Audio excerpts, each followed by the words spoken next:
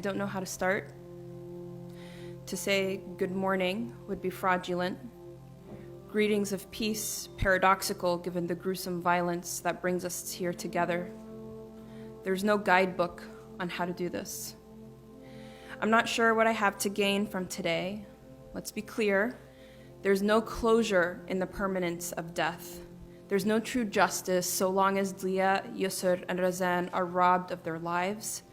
There is, however, re-exposure to horrific trauma that will continue to forever haunt our families long after you've all moved on in your own respective lives. So why am I here? Why did I leave behind a sick 2-year-old in his first full week of school across the country, dragging along with me a newborn a mere weeks old? To set the record straight. To honor Dia, Yusur, and Razan, to honor their lives, their legacies, their humanity. The last time many people saw Dia and Yusur was at their wedding, 6 weeks before they were killed. When I saw my baby brother on the dance floor with his beautiful bride, I burst into tears seeing him blossom into the kind, bright, accomplished, loving young man he was. I went into a corner of the hall to not let him see me, but he did. And a family friend hugged me and asked, "Why are you crying like it's the last time you're ever going to see him?" After their first dance, Dia ran towards me and buried me into his 6'3" frame, yanking my neck backwards uncomfortably as he often did from how tight his bear hugs were.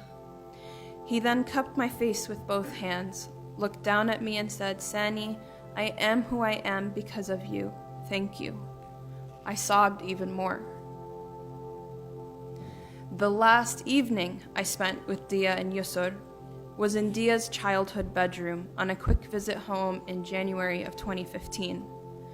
The family trickled into his bedroom, my parents, my brother Ferris, and myself, as Dia and Yusur shared their aspirations and goals as future dentists who will be training at the same incredible dental school.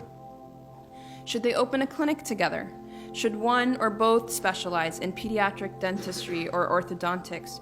Or maybe they would inadvertently end up competing if they were the same specialty, so one should remain a general dentist and the other should subspecialize to receive all the referrals. We all laughed and giggled as they explored their bright future together.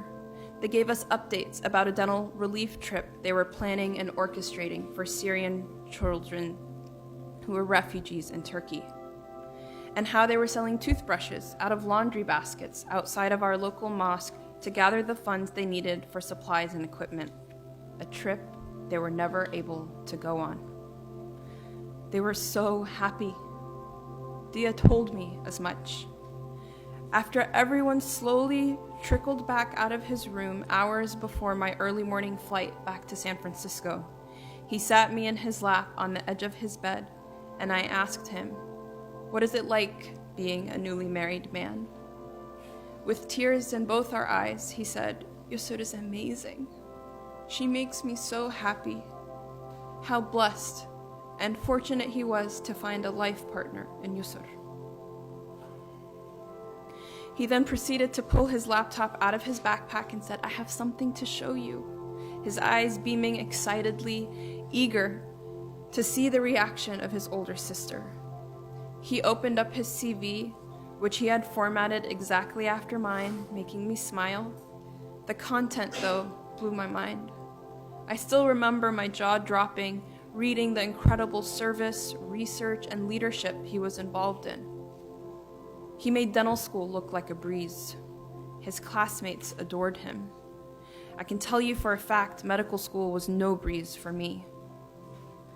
We both stood in the middle of his room as he gave me the last bear hug, upon which I looked up at him, neck crooked and all, and said, "I have never been more proud of you than I am in this moment." The last email Dia sent that we know of was sent on February 10th, 2015 at 1:09 p.m. and reads as follows. "Dr. Hershey, I hope you're well. I don't want to take up too much of your time, but I was hoping you'd help answer a question I have. You've done a lot in your career, and I've thought a lot about what I see myself doing in the future. I've had an interest in orthodontics ever since I experienced its psychosocial aspect and changed my life. I also enjoy teaching. I see myself mentoring young adults and seeing them succeed.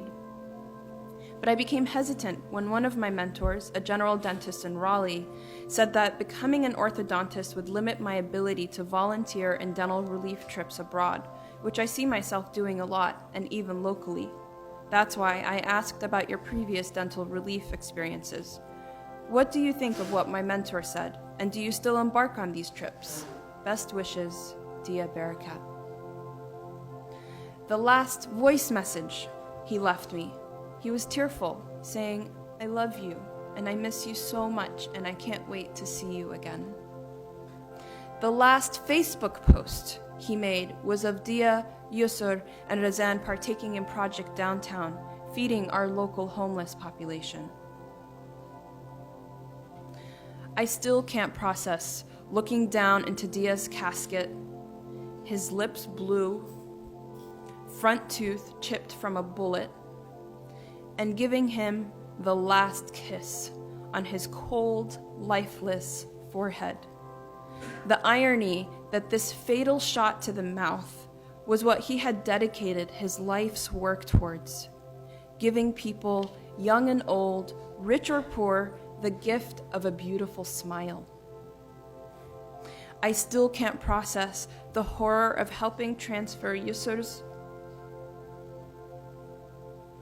two young body and beautiful feet into her casket after being washed, and my inability to stay and help with Razan's because she still had blood coming out of her skull. I still wonder if I disappointed her by not being courageous enough to lift her as well. I could never have expected to be thrust into America's history of hate-based violence. But then the murders of Dia, Yusur, and Razan didn't happen in a vacuum. Anti-Muslim hate crimes increased 42% in 2015, fueled by the race-baiting rhetoric of the 2016 election season. The year after that, they grew 67%.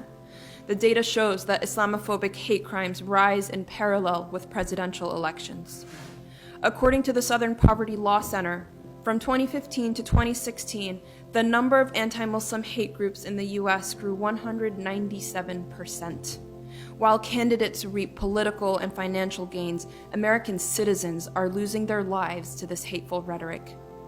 Hate crimes across all marginalized groups are on the rise, and the deadliest attacks in history against LGBTQs, Jews, and Blacks have all happened in 2015 onwards.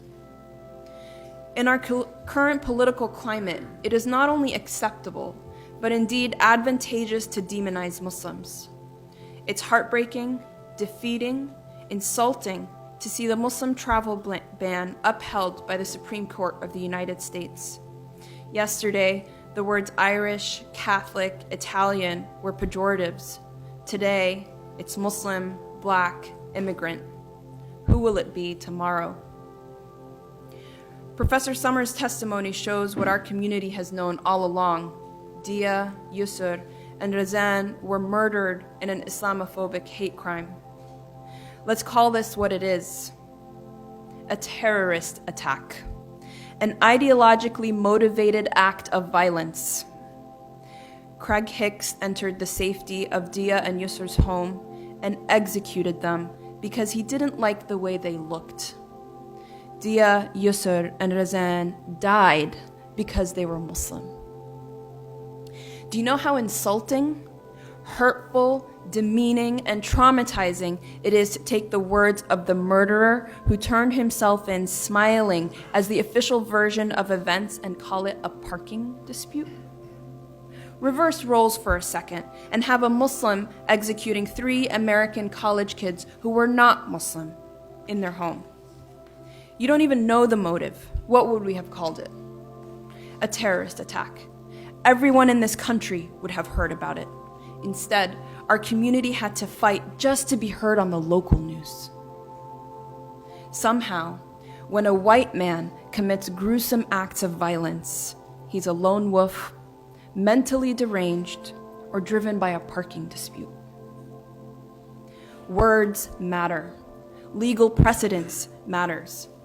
It's incomprehensible to me that in the state of North Carolina, hate crime statutes apply only to misdemeanors and not felonies like murder. Craig Stephen Hicks, I haven't been able to say your name until right now. I see you looking at me, and I have questions for you. 36 seconds.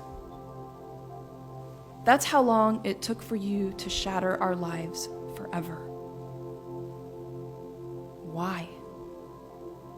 How? Was it worth it?